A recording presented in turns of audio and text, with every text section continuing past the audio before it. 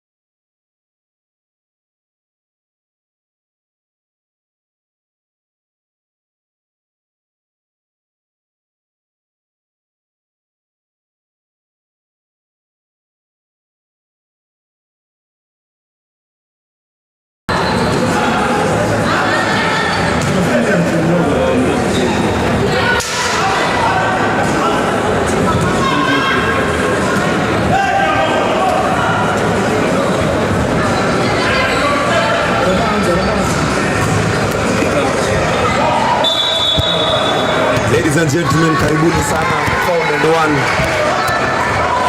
Tuko ndani ya nyumba, inside the building, Nyayo National Gymnasium, for the first round, second game between Shauri Moyo Storms and Zetech Sparks.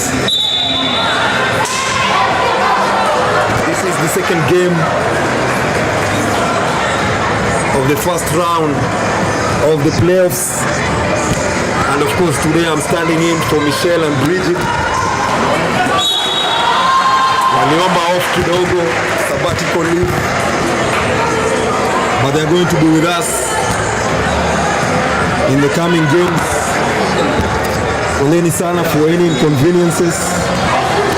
I hope today the sound is loud and clear. The game is already on. 8:40 to play, still 0-0. And players look like they have not settled in the game. This is just one of those games. I see the fans. My fans wanaingia Nyayo. We are having a good number of a sizable crowd. Shout out to all the fans. My fans wote wa Found and One that are following us live. Karibuni sana. The game is underway. As you know, Zetech Sparks won the first matchup 77-26. It was a thorough beatdown. But tuko hapa tena leo hoping that Storms are going to turn this thing around and give us a show. Already spoke to the coaches and they said we are going to have a mouth-watering matchup tonight. So stay tuned. 7:56 and it's 2-0 in favor of Zetech Sparks.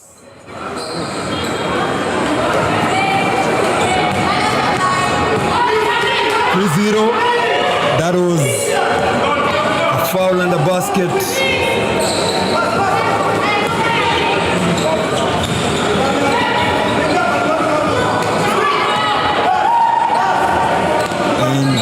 Storms moving the ball very nicely. Barbara with that rebound putback for Storms, and we expect her to have a very huge game today if this team is to have a chance or to level things. Medina Okot making it look so easy. Uncontested mid-range jumper on top of Lavender.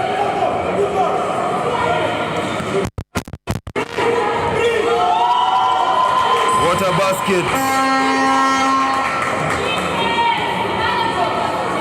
by Elizabeth Abayo. 5-4 are the scores, and the game is slowly opening up. The game is slowly opening up, and that will be a jump ball.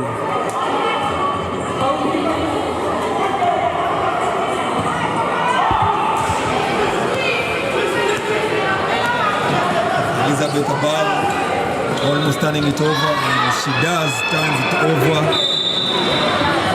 and a foul on Elizabeth. Coach Abel's son, very, very furious. Sidelines.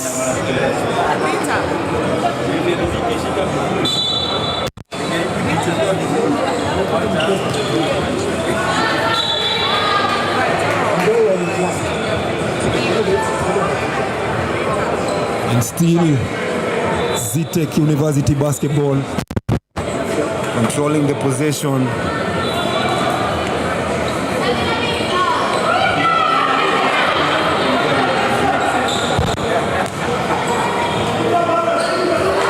That is a tough basket. Very, very tough basket.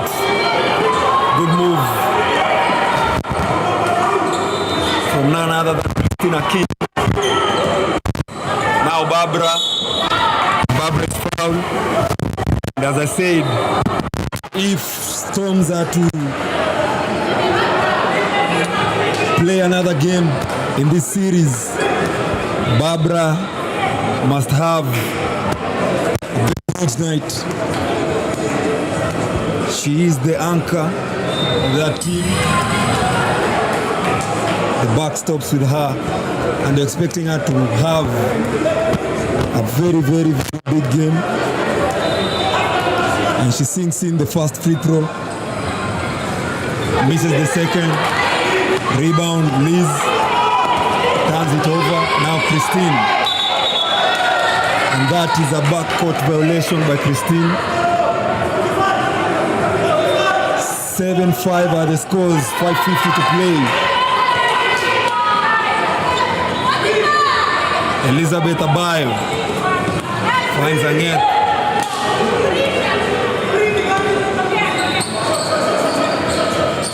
Now Barbara with the moves. Barbara with the three. Basket no good. Rebound. And that's a turnover by Zetech University.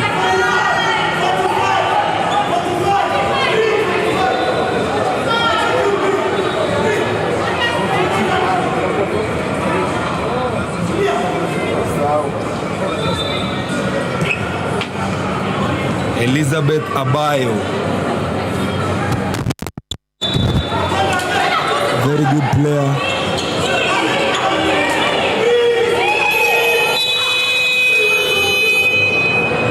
That is lack of awareness by the Storms. Benny Anget.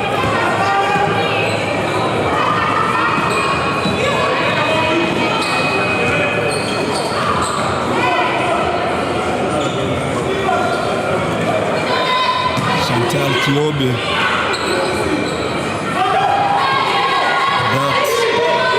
That was some good defense by the Storms. Zetech University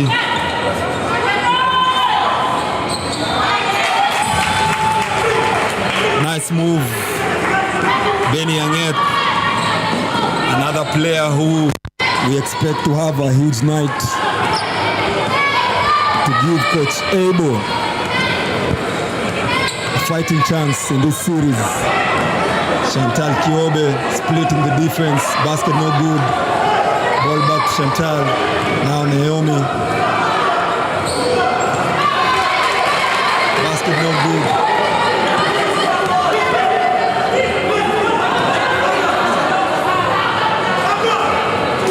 And we have a set of twins on court, making it really difficult to call the game. We don't know who's who. Sometimes we have to look at the jersey numbers. Barbara King with the turnover. Chantal Kiobe.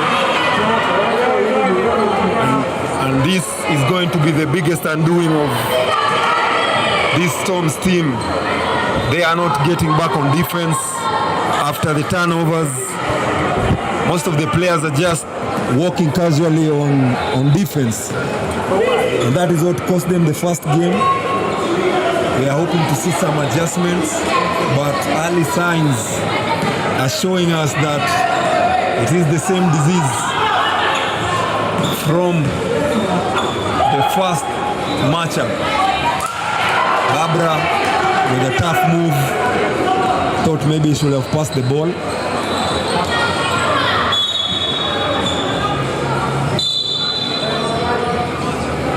Timeout, Abelson. Coach has seen enough. And as I said before, Storms need to run back on defense. You cannot walk going back on defense playing this Zetech University team. They are going to run you down. They play with the same intensity from the start to the finish. Same intensity. They do not take any prisoners. Storms have to do a better job running back on defense, or else this series might be over in the first half of this game. 9-7 looks like a decent scoreline, especially for the Storms, who are really trying to fight.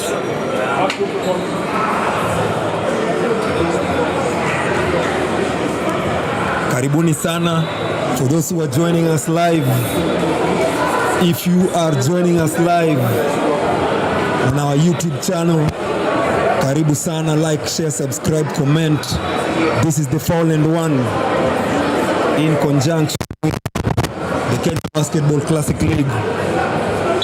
These are the players. Second game of the first round. Zetech University Sparks taking on the Shaurimoyo Storms. 9-7 official scoreline. 2:50 to play. Official time. And we are back. We are back on court. Game is live. It will be Zetech University basketball.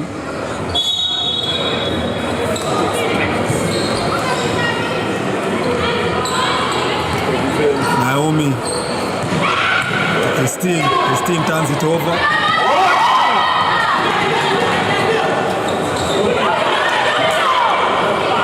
Brenda almost turning it over. And Brenda doesn't realize that she has a size advantage. She has a size advantage over Naomi. I don't know why the coaches have not mentioned that. That's Naomi taking on Benny Anet. Medina with the mid-range basket, no good.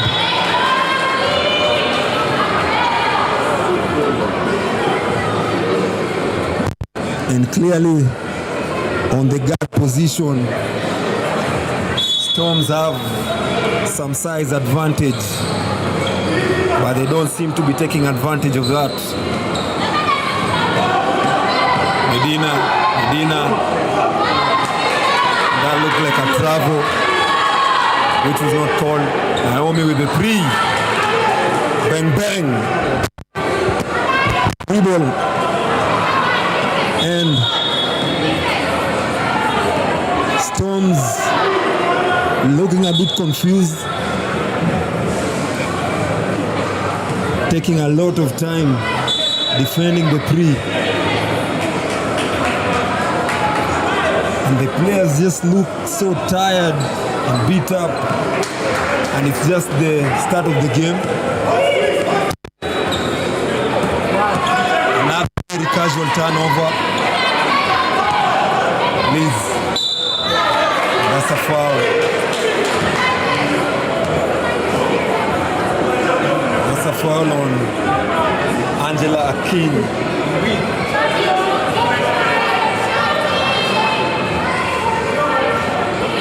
And the game is yet to open up for both teams. Everyone's scrambling. Players look like they're a bit gassed up. I don't know why. And we had a whole week of rest.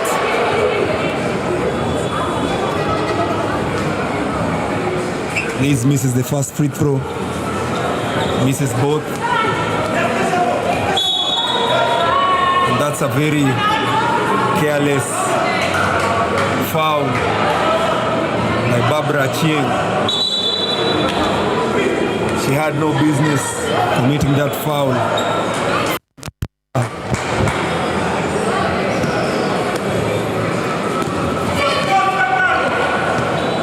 Naomi against Sophie.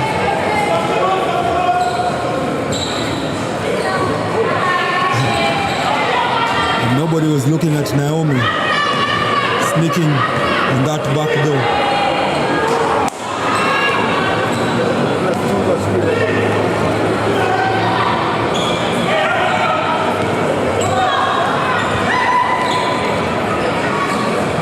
Caroline,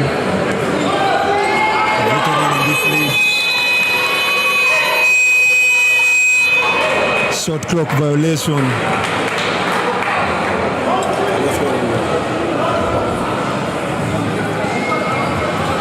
Good defense by the Storms. And on court, and Lavender couldn't handle that pass. That was a very, very lovely ball from the point guard to the big.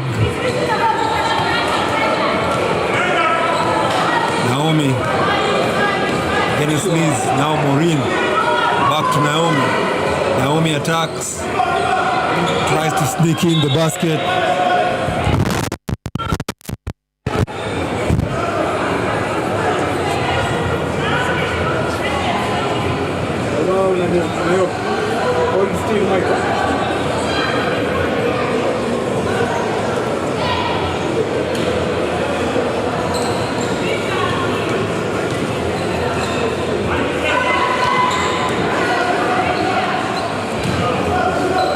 What a move from Christine.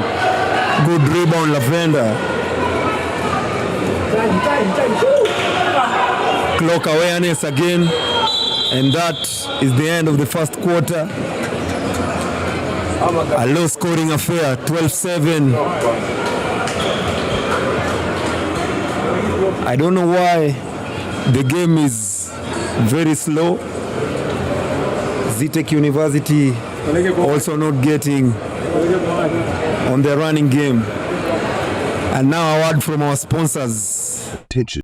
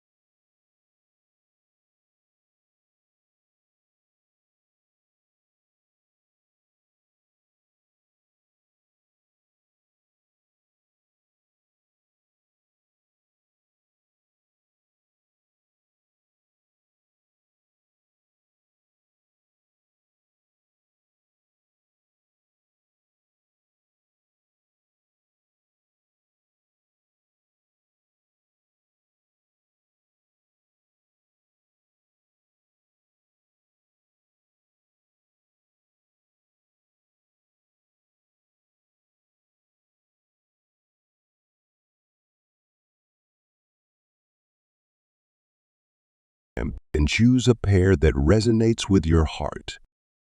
We also ship to East.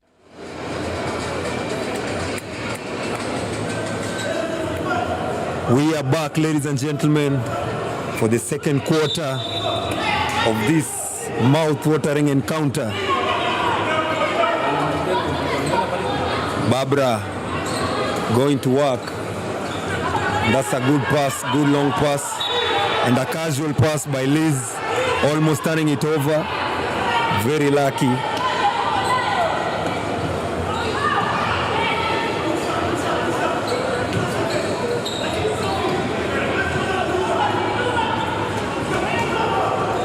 Turnover. And now Sophie to Liz.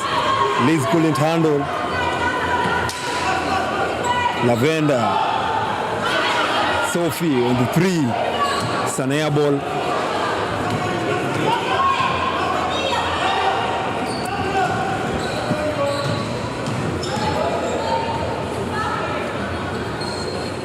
Medina playing that two-man game with Caroline Duta. Now Medina with the moves, and Medina with the easiest of the finishes you'll ever see in these playoffs. Doesn't look like she's struggling at all. It's too easy. 14-7. Zetech University playing that man-to-man half-court defense. Lavender with the 3. Another air ball. And that has been the story for Storms.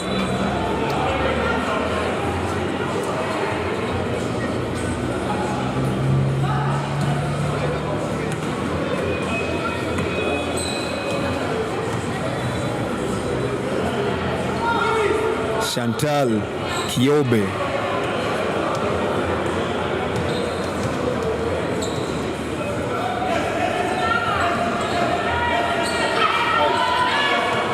Good pressure defense from Storms.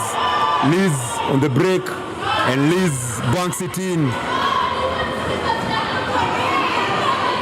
Lovely stuff from Liz Abayo. Very crafty player.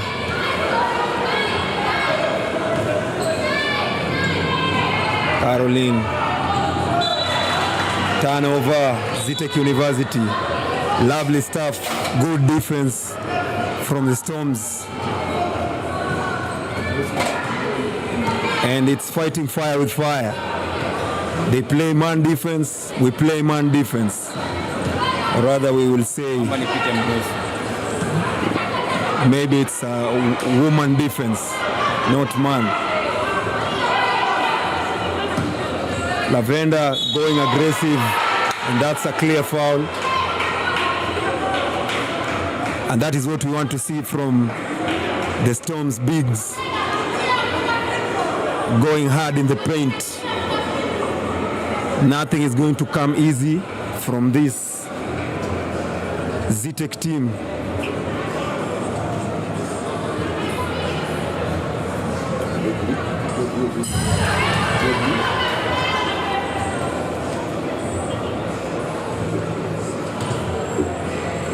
Lavender makes the first, misses the second one. Rebound, Zetech. Now Medina on the break. Lovely entry pass to Caroline, who passed it out to Chantal Kiobe, who misses that wide open 3. Lavender going to work. And Lavender came to play tonight. Ladies and gentlemen, she came to play. Very aggressive.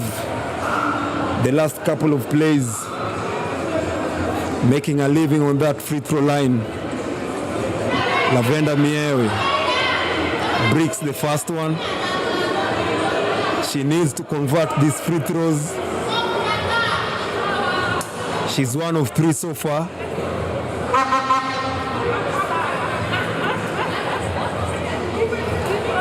Lavender misses both. And that is a very big concern. If they cannot make the easy baskets on the free throws, it will be a long night.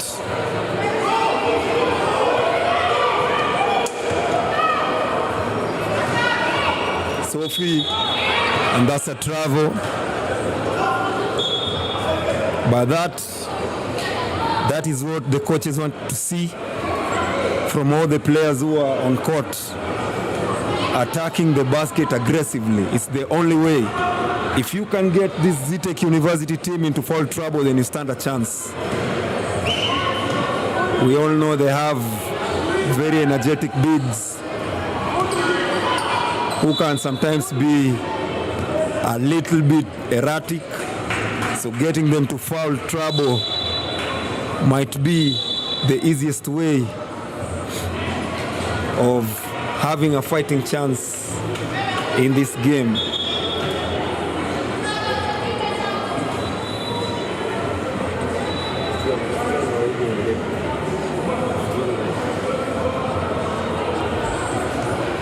And standing in for Michelle and Bridget A big shout out to Michelle and Bridget.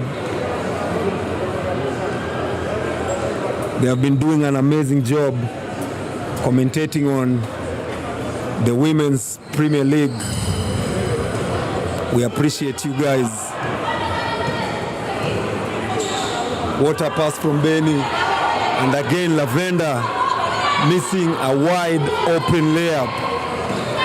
These are some of the things that come to haunt you at the end of the game. You lose by 2-3 points, and then you start, blaming coaches. But sometimes it's just the players. And that is a foul, a very, very unnecessary foul from Sophie. And now it's an 8-point lead. Zetech University slowly widening that gap and making it difficult for the Shaurimoyo Storms.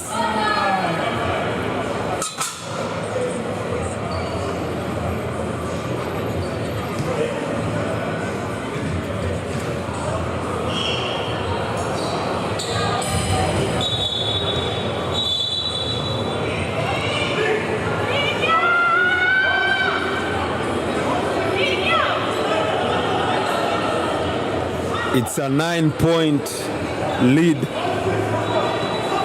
9-point lead.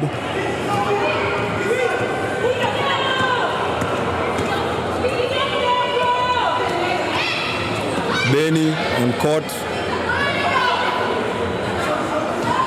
Rose with the 3.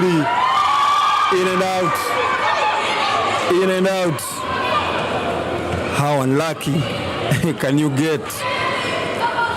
They really needed that basket, and that's a travel.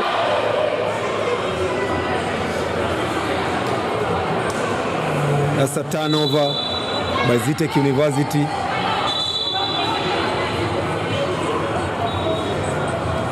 Rose Keegan on court for Storms. Lindsay on court. And Brenda to Benny, and that's a turnover. Well recovered by Sophie. Another air ball from Brenda. Shot clock awareness becoming a huge problem for Coach Abonson.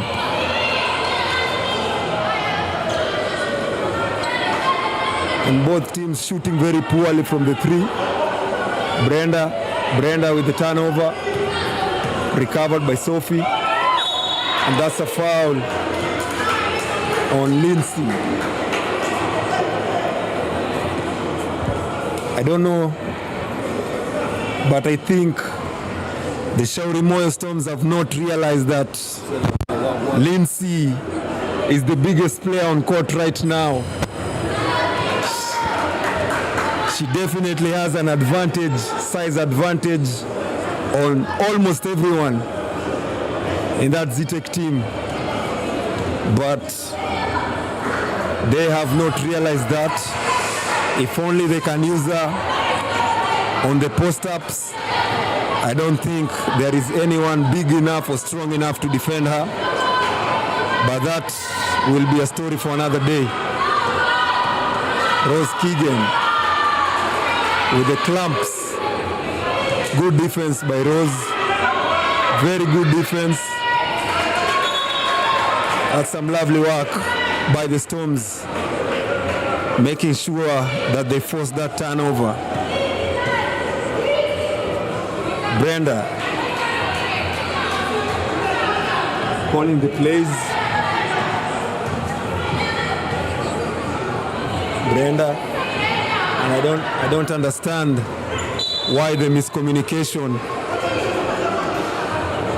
I don't understand why the miscommunication on the Storms players. I thought that was going to be a dribble handoff. I don't know why She was delivering the ball like a letter. Another air ball.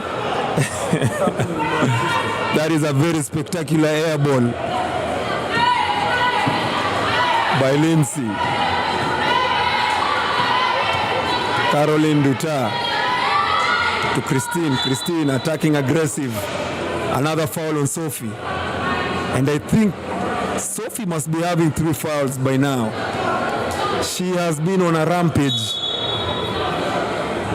And the coaches have realized, and that is an immediate substitution. In comes Barbara, and Barbara immediately comes in, and she got lost on defense.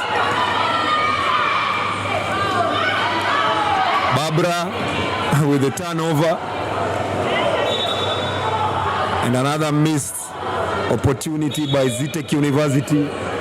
Turnover by Chantal Kiyobe.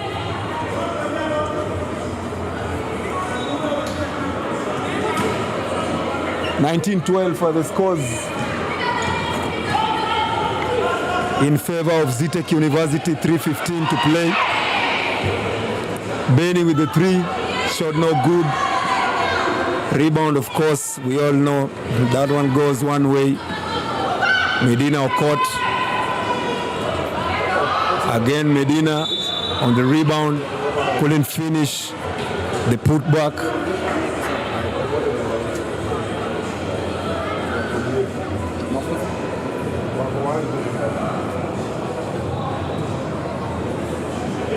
It is a low-scoring affair. 19-12.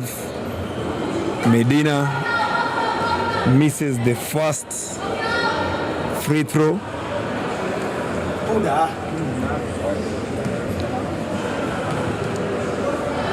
Medina makes the second free throw. It's an 8-point lead. Zetech University sparks. Rose Keegan. That's a horrible pass. Medina with the missed layup, and that is rare to see. Another turnover and a travel call on Medina Okot.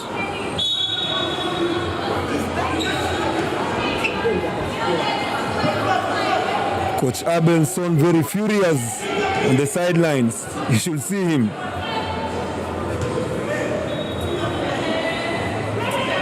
Giving instructions to the players who are so far not doing what he's expecting them to do. And that's a foul.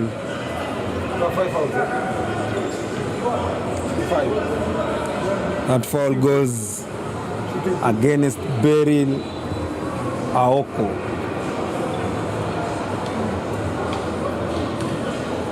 Zetech University over the foul limit. Any foul committed moving forward results to free throws, and she swishes home the first free throw. Barbara makes the second. It's a 6-point lead in favor of Zetech University Sparks. Turnover.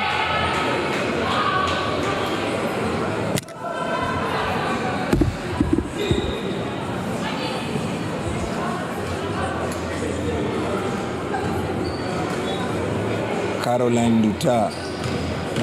Medina casually walking to the basket. No resistance at all.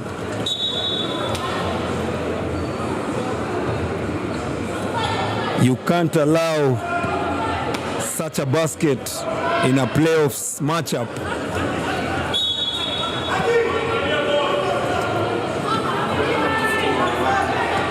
Shaurimoyo Stones,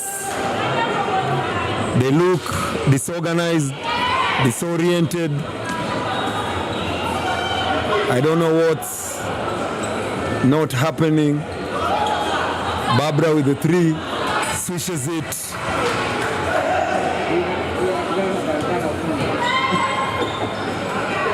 (17-22). Beryl, big on big to Medina. Again Medina casually strolling to the basket, no resistance. And if she starts making those, you already know how this one will go. Barbara with another air ball.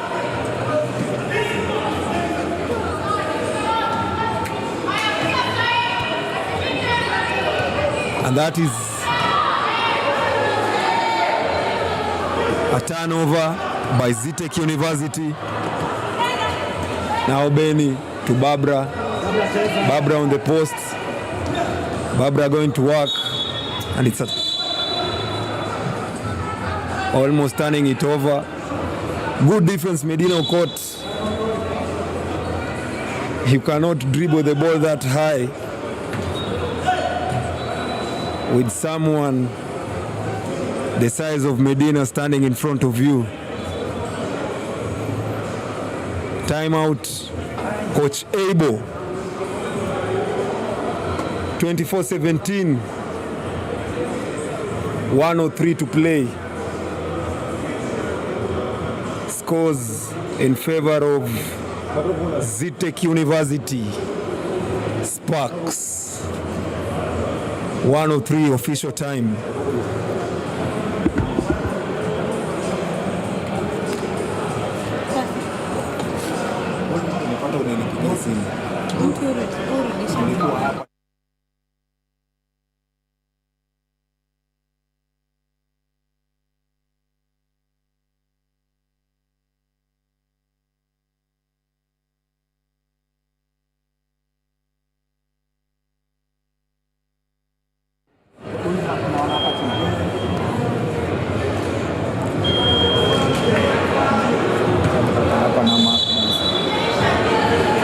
We are back on.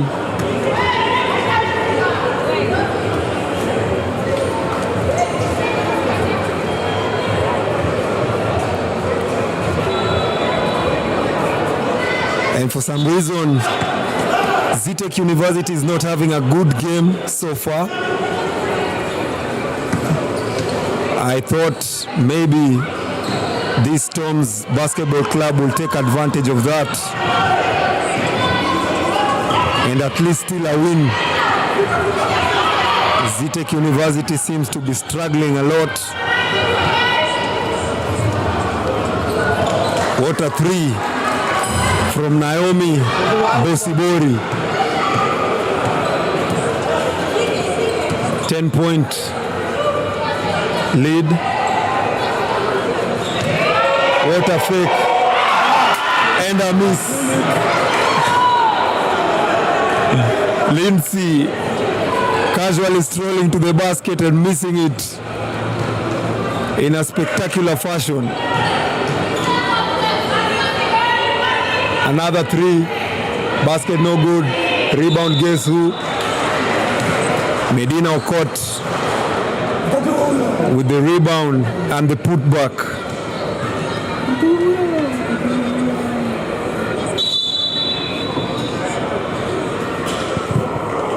Medina caught, giving the Shauri Moyo Storms a run for their money.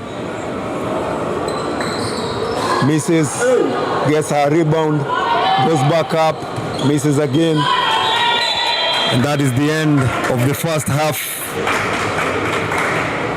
29-17 official scores. And a word from our sponsors.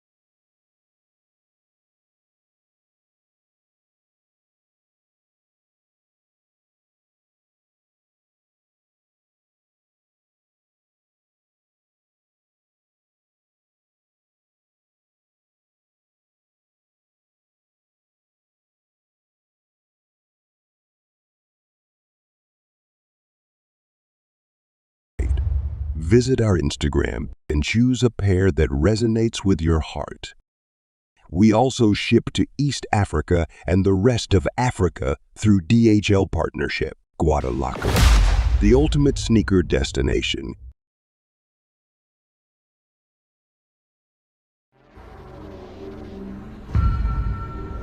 The dark brings you back to being a child, maybe even before that.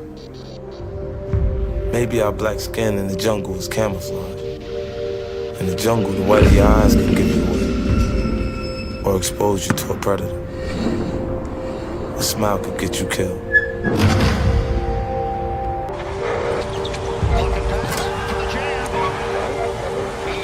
What a shot! Not afraid of the moment.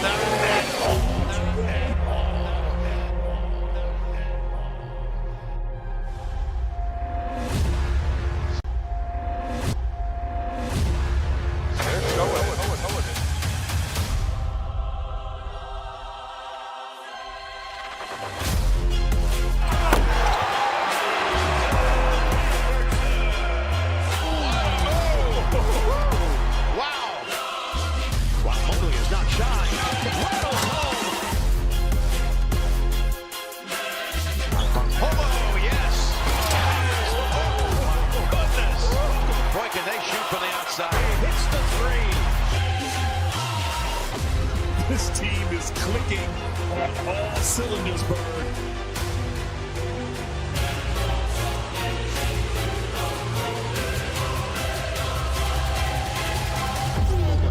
He'll have to do it himself. Step back three. Bottom.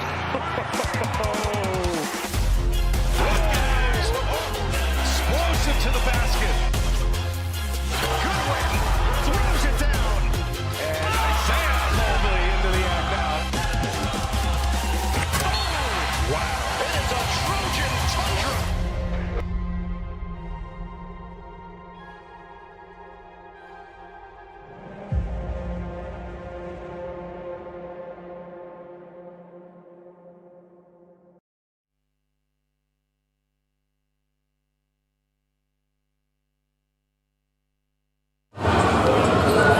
What a three from Naomi Bosibori.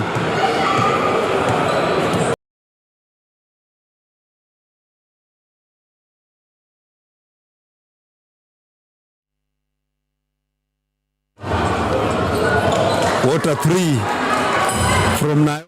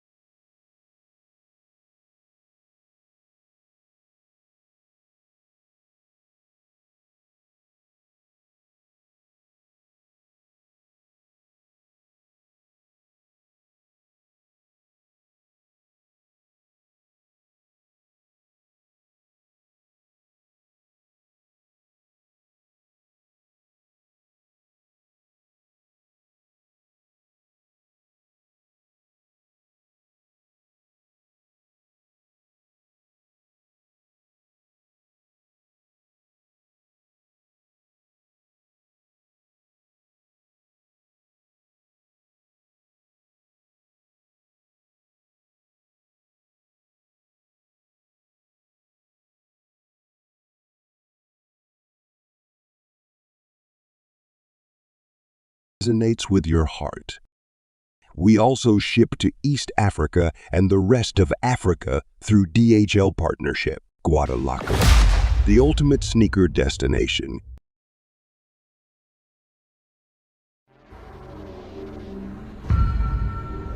The dark brings you back to being a child. Maybe even before that. Maybe our black skin in the jungle is camouflage. In the jungle, the white of your eyes can give you away. Or expose you to a predator. A smile could get you killed. What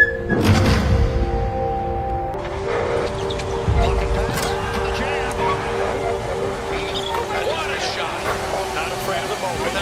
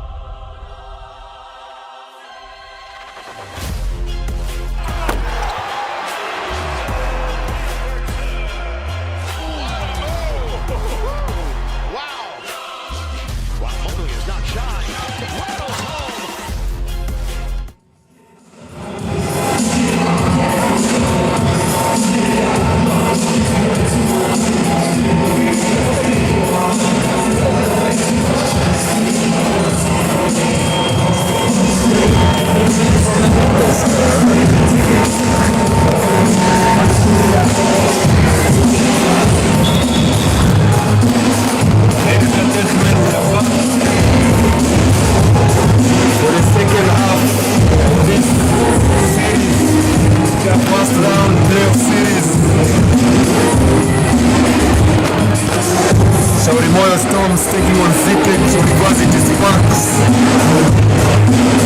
has been a low scoring affair so far. Zetech University, of course, trying to widen that gap and run away with it. Shaurimoyo Stones still look a bit disorganized, both on the offensive and defensive ends, but we hope the coaches have done their job, and now it's up to the players to do their jobs. And straight out of the gates into a foul. Benny Anget with that foul.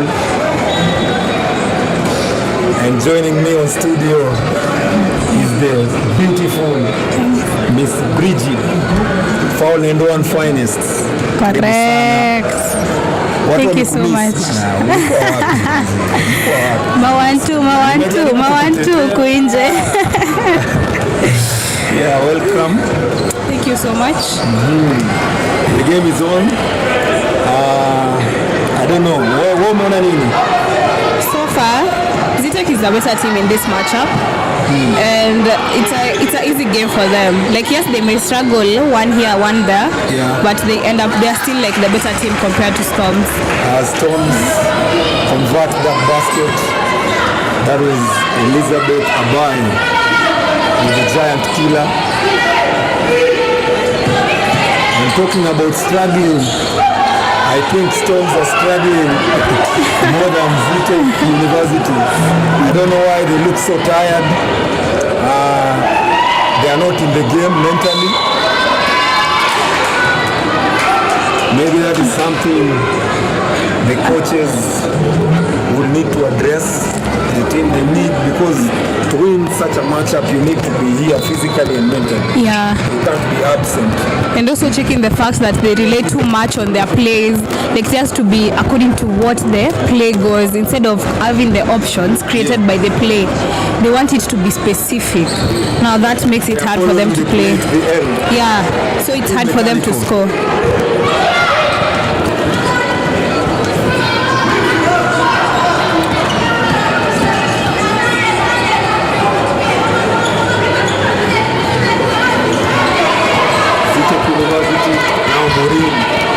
Maureen will really take her time and raises the front of the rim.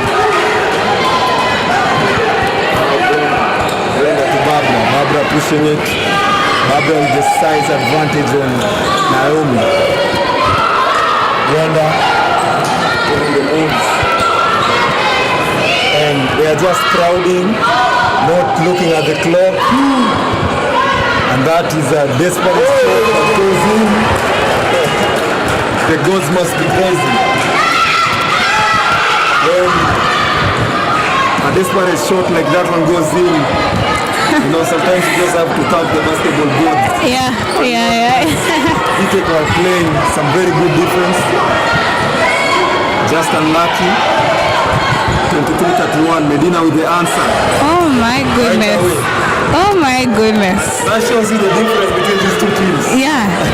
And also, if you see like on their number. Look at Liz.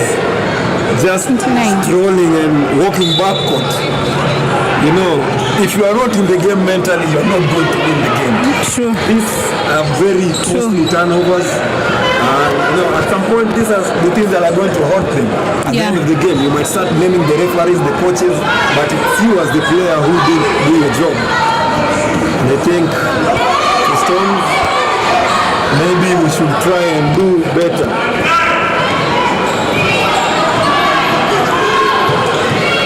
My goodness, What good turn. By Maureen.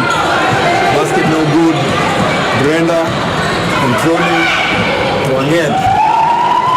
Angeth, good entry pass to Lavender who's foul. And if Lavender continues playing aggressive as she was playing in the first half, maybe they might just stand a chance. I don't know, man. Medina is out of the game right now. They should take advantage of that. I think also many points as they can before she comes back in. True. And also, as you see, Christine wasn't sure what a matchup was. Yeah. That's why there was that mix up a little bit where we saw her being able to get that ball. But now she's aware that I'm supposed to be. Matches up with Lavender. Yeah. So now she's aware I'm supposed to be on Lavender. So getting another pass like that will be very hard for them. Very difficult. And Lavender converts the second free throw. Naomi with the pass. Beryl, good job to Beryl. Another basket. Beryl going to work in the paint. Brenda, what a pass, what a move. No finish. $1 million move, 1 cent finish. Famous pass by Knbl.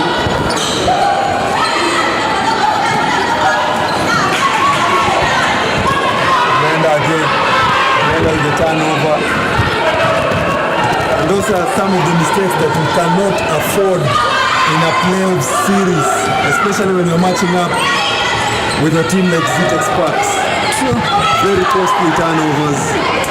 No hustle.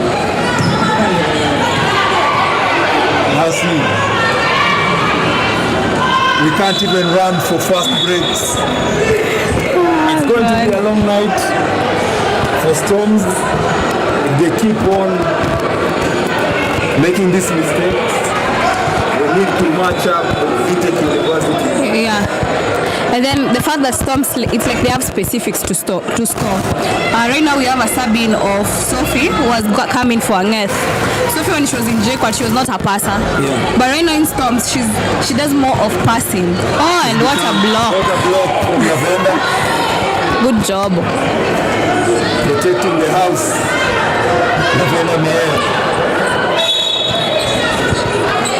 And I think Lavender came to play tonight. She has had a very nice game so far, and if she keeps on with that performance, they might stand a chance. 36-24. But are you getting the math? 1 against 5. 1 good player against 5. What a play! Basket no good. What a bad miss though. Oh my God! Good job. You need to attack the paint. Now see, from the start of the game, Storms have been making the same mistake. Running for fast breaks, 1 man, 2 people to beat, and they're just pulling up. They are pulling up and passing the ball back outside. They are not attacking the paint aggressively. And that is where they might lose this battle.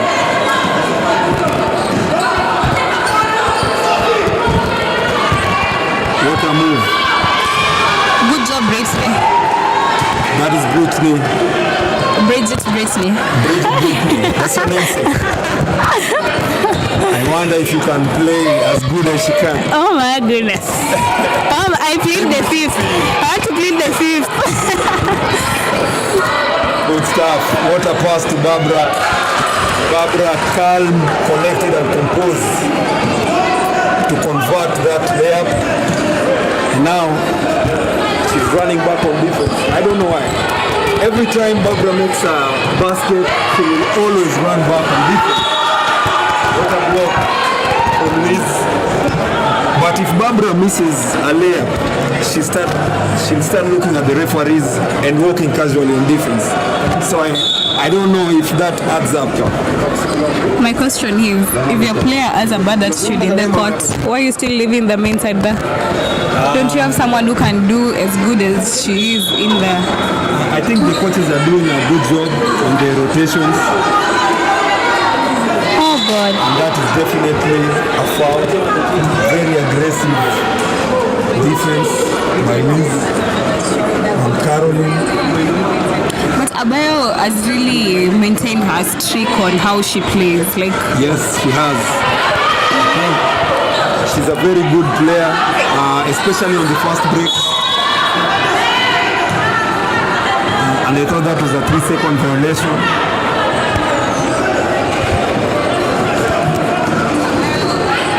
I thought that should have been a 3-second violation.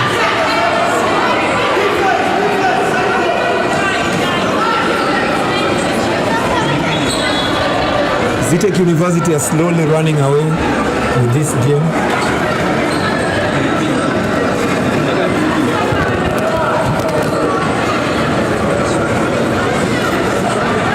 It's a 12-point lead.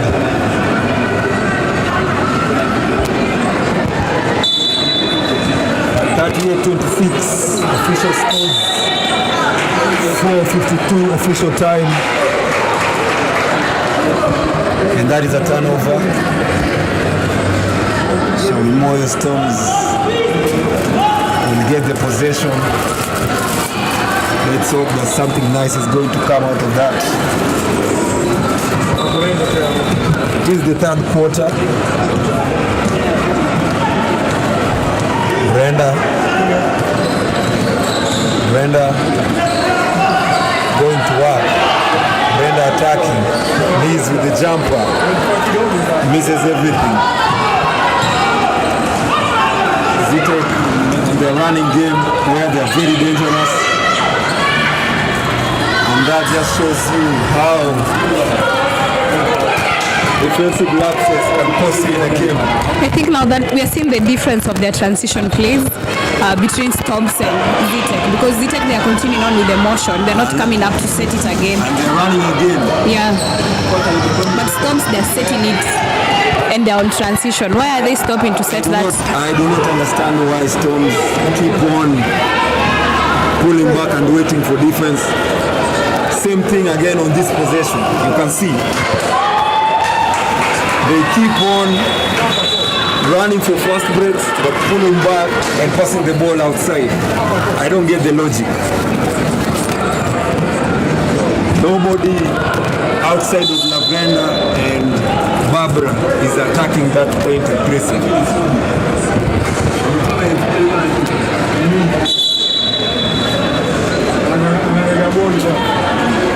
Out goes Sophie.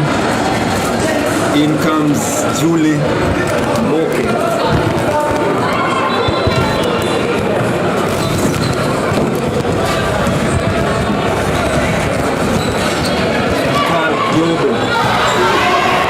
Almost turning it over, and it's a turnover. Miscommunication.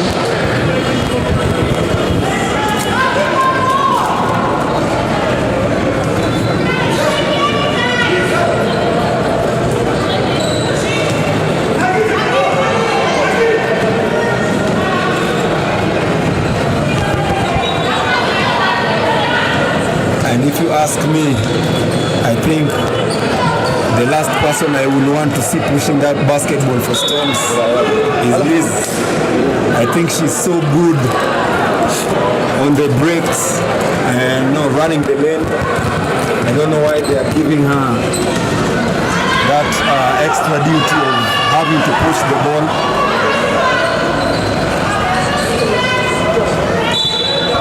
Almost a basket. But Storms, they already have into their darkness. Why don't they let her handle the ball and Abayo to run for those fast breaks? And let her give her that long pass. But let's see what they're going to do as the game progresses. And that's a jump ball.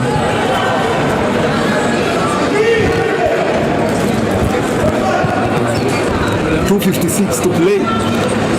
40-26 are the scores in favor of Zetech University, who are now stepping on the gas. They're stepping on the gas pedal, running away with this game.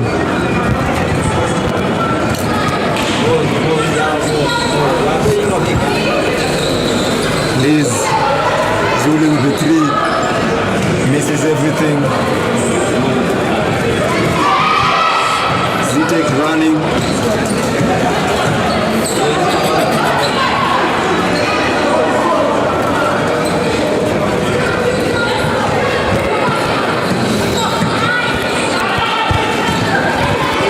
And you know what's funny?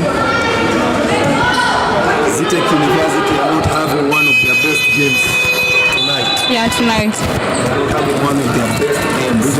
And it's still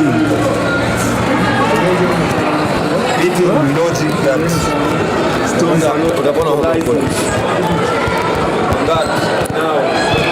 Guess who's coming back in?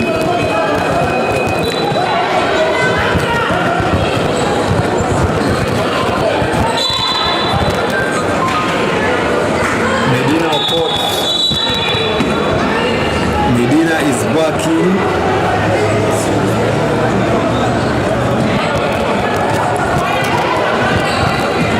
The winner of this matchup, of course, is going to meet Equity Bank for the second round. And Medina coming in and immediately contributing. Julie with the bucket no good. They really needed that. Now you see me, now you don't. What a rebound from Medina. It's too easy. It's just too easy. And she has been doing that all night.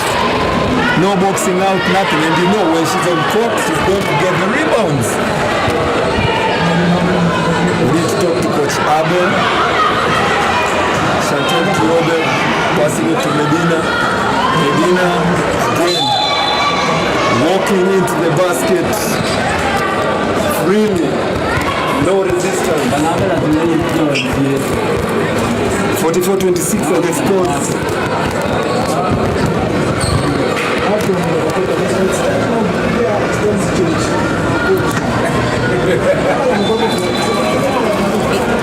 Would you advise Storms to play like Kaende? Like let them stop with the plays and just play like drive, attack, kick out, attack, kick out. If there is a shot, take it. If there is no shot, let that person attack again. If I was the coach, I would advise players to match up. Just match up. They cannot match up with Zetech. If you can't match up, then no other strategies. You have to start by matching up. At least, you know, if it's not working offensively, let's work on the defensive end. Try to stop them as much as you can. Maybe you can have a chance. But if it doesn't work on the offensive end, and it doesn't work on the defensive end, then you're bound to fail. So if you are coach, what offensive strategy would you take for Storms? For Storms, I think I will go on a zone. I will go on a zone defense because the man-to-man defense is not working so far. Medina is having, just one of those nights. Yeah. Anything she's touching is a basket. So there's no any type of defense that can stop her on a man-to-man. But if it was zone, maybe you can try and congest the paint and make it hard for her. Yeah, and that's true because you have seen Zetech are struggling to get their threes tonight. Yes. So Threes that are would not actually good. be a very good option. Almost turning it over. Now Benny is it over. And now another turnover by Zetech. What a move. No finish. Elizabeth Abai. This game to play tonight. Just, they have a tough matchup. This is a tough matchup. See, no help whatsoever. It becomes very hard on the bigs.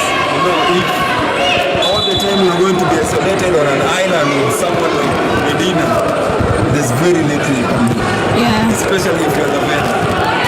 Size advantage is just, it's too much for her. And she's also needed on the offensive end. What a tough matchup this was for Stones. Turnover. She even had time to turn and look behind. He was chasing her. Having a smooth walk into the park. Walking in the park. Going, for the easy layups. That was a turnover by Lavender. But also the teammates did not show up because I'm already congested by 3 people. No one is showing up for the ball. And now a word from our sponsors. Attention sneaker.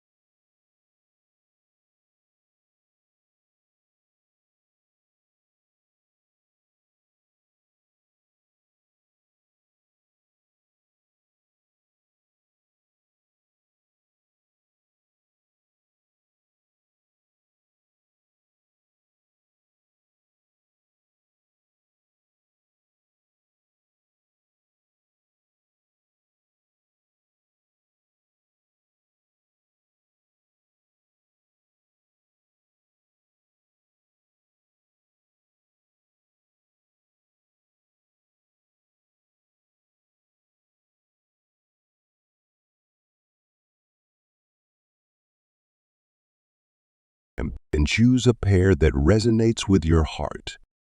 We also ship to East Africa and the rest of Africa through DHL partnership. Guadalajara, the ultimate sneaker destination.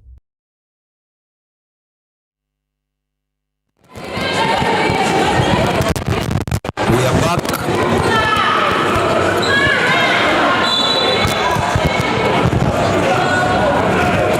And now it's a 20-point lead. Just like that. Just like that. It's a 20-point lead. Don't score. In their third quarter. They have not scored any basket. And right now, they are bleeding and they are bleeding hard.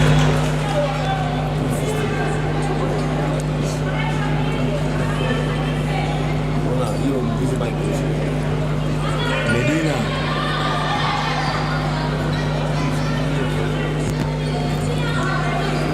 Caroline.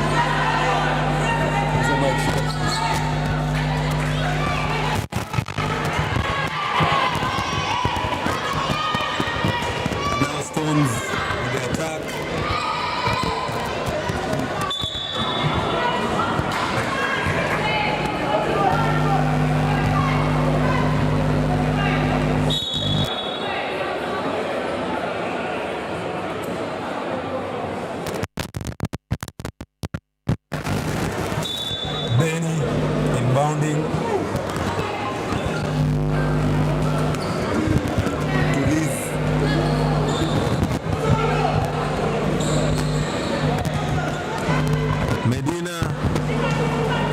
long pass.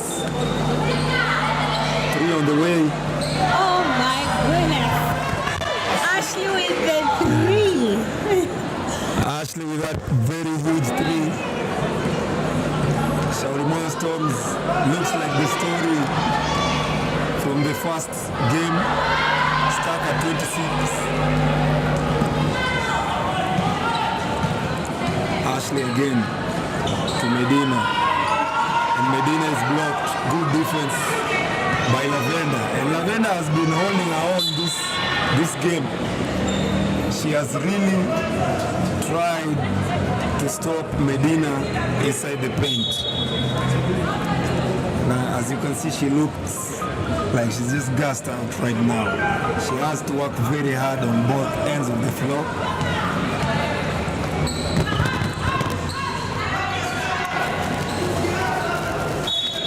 Good defense again.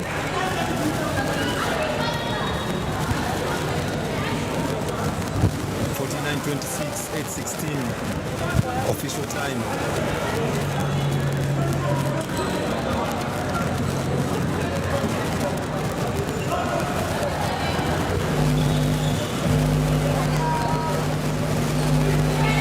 Again, 2-man game with Barbara going to work. Now Benny with the double dribble, and all the referees missed that.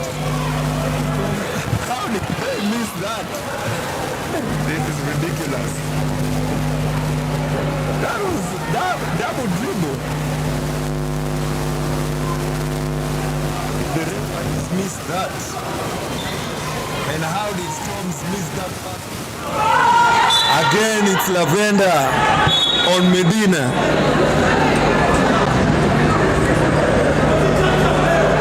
Lavender came to play.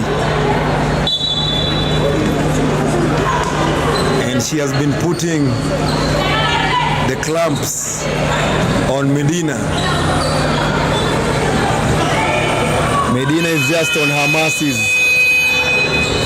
But at that point, Medina comes out successful. Rebound put back.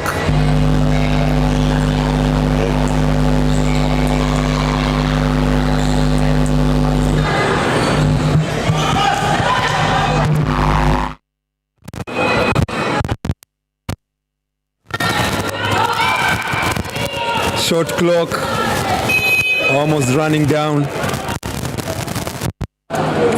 and Zetech University, despite having one of their best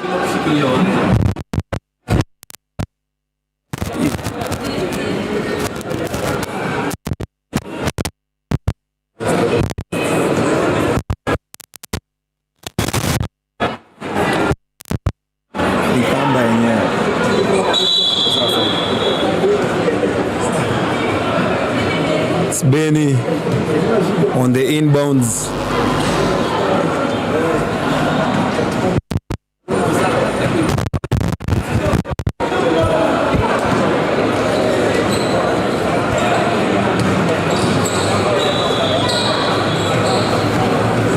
Rose Keegan,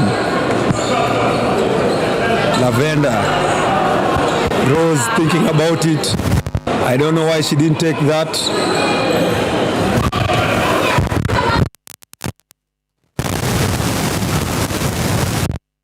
Foul.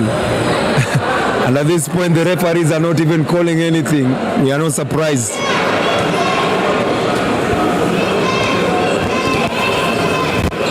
It's like they have seen it all. Barbara with the 3 attempt, basket no good, rebound Medina to Ashley to Caroline with the 3, basket no good, rebound C. Benny pushing.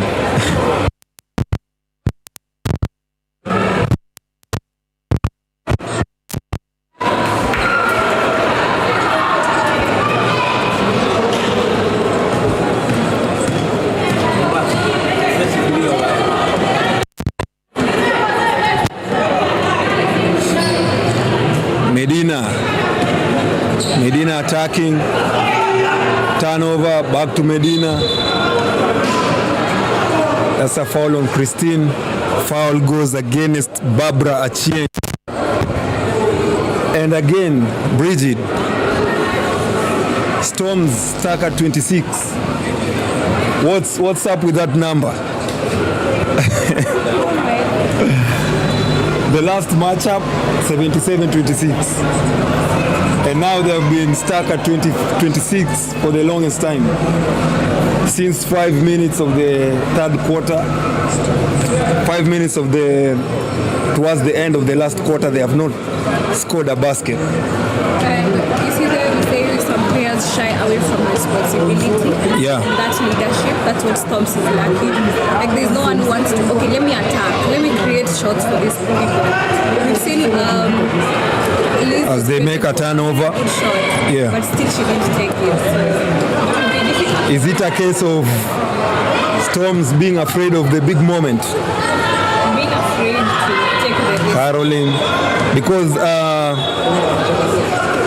you can tell the difference between the two teams. Yeah. Zetech University, despite having a bad game as a team, collectively, they are still playing well. They are taking all the open shots. Yeah, you know, everyone is playing with some level of confidence. But for Storms, something is wrong, and that is a foul. Barbara needs to make these free throws. We need to get out of that 26 number. Looks like a curse for Shaurimoyo Storms. They are bleeding. Each needs to become a scorer. Like after this season, they need to go and train for each one of them to become a scorer. Let it not be specific people Yeah. who are scoring for the team. Because Zetech, anyone can shoot. Yeah. Anyone can score for the team, right? They have that confidence. Yeah. Let me attack, let Yeah. me shoot. But we are lacking that in Storms. And Barbara misses both. It is the same story. A story of missed chances, missed opportunities.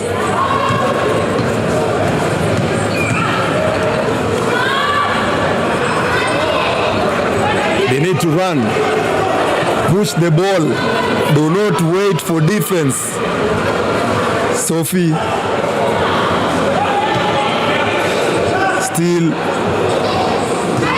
none of them wants to attack. Rose Keegan, and finally Rose Keegan stops the bleeding.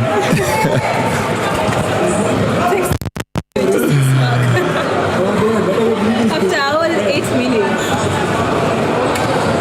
They went like 10 minutes without scoring a basket. It's 20 minutes. Because that quarter we have 5 minutes. Then Yeah. 8 minutes in fourth quarter.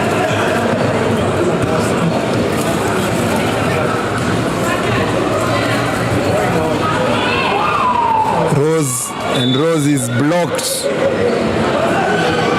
Get that thing out of here, says Christine. And right now it's very safe to say that this one is gone. Amen. Amen. See that shot.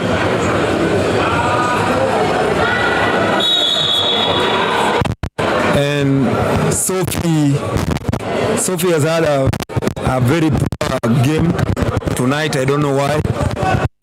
She was not in her element. Yeah, she's too passive. No, not attacking. No confidence. Sophie, again, nothing. She has dropped. That's the Sophie we want. Yeah. It's not a Sophie who will press the ball and pass it. It's just the ball and attack. At the That's paint. what we need from her. Maybe it's a little too late.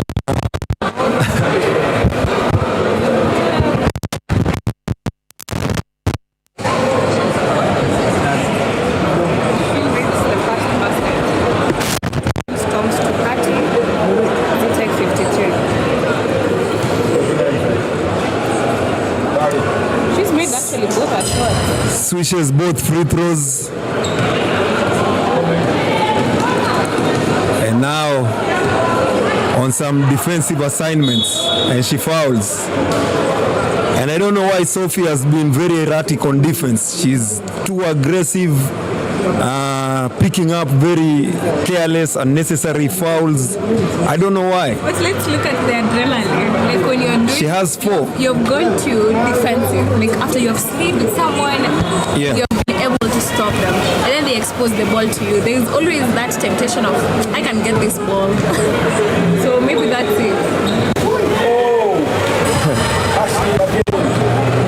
And that's a 3 from Ashley. Sophie with the 3, answer good. And now, all of a sudden, the gates are open. Yeah. It's flooding. And on a night like this, where Zetech University have had a very bad game, I expected a lot from Storms. Personally, I expected a better contest. Medina has not even played most of the game. So this is just one of those nights where you say the basketball gods were not on your side. But we're saying that they have, when the paint has been clogged by defense, Zetech are not able to penetrate that. Christine on Barbara, in and out. 1:05 to play.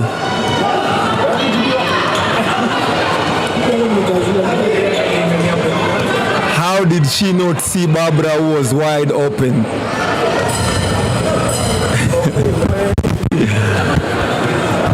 For Storms basketball,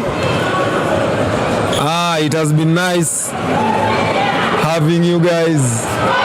And now, all of a sudden, Sophie coming to life. Our confidence is back, and that's what I like. She has just come to life.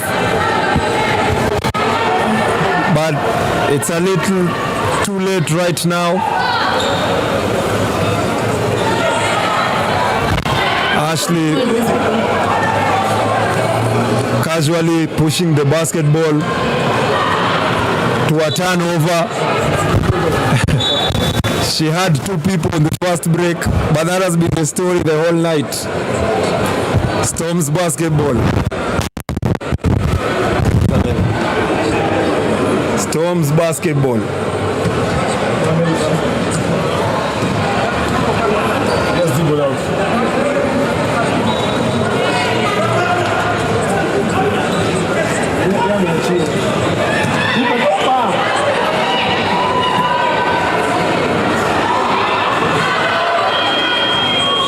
And ladies and gentlemen, that is the end of the game. Shaurimoyo Storms have been swept. You can remove your brooms. They have been swept. When you say that they can bring them, I'm remembering the game of Equity against last leg during the semi-final. How they actually came.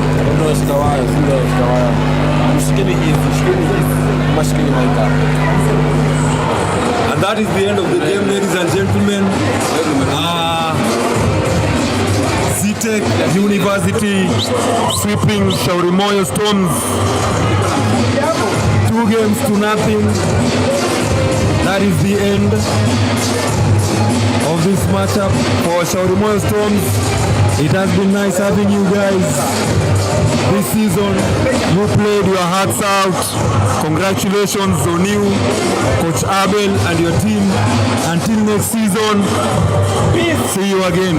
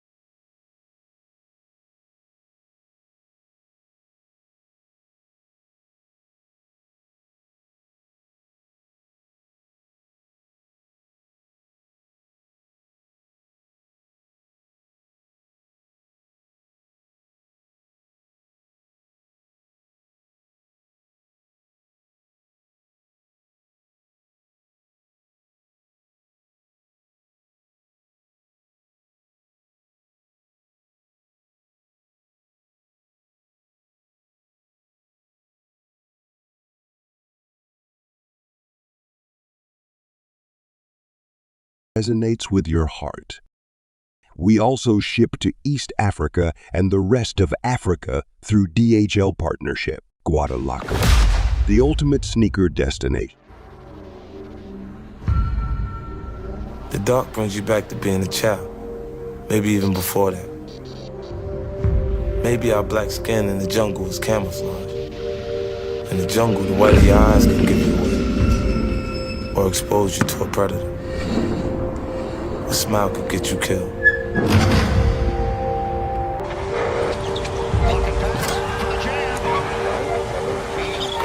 a shot. Not afraid of the moment.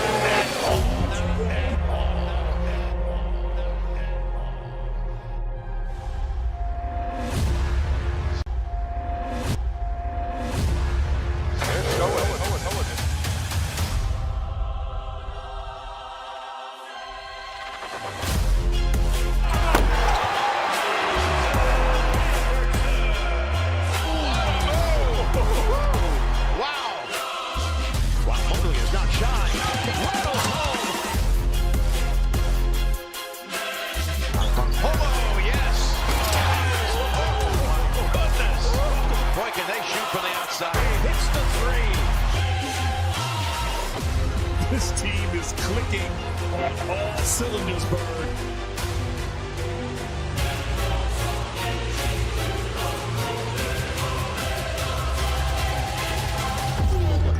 He'll have to do it himself. Step back three. Bottom.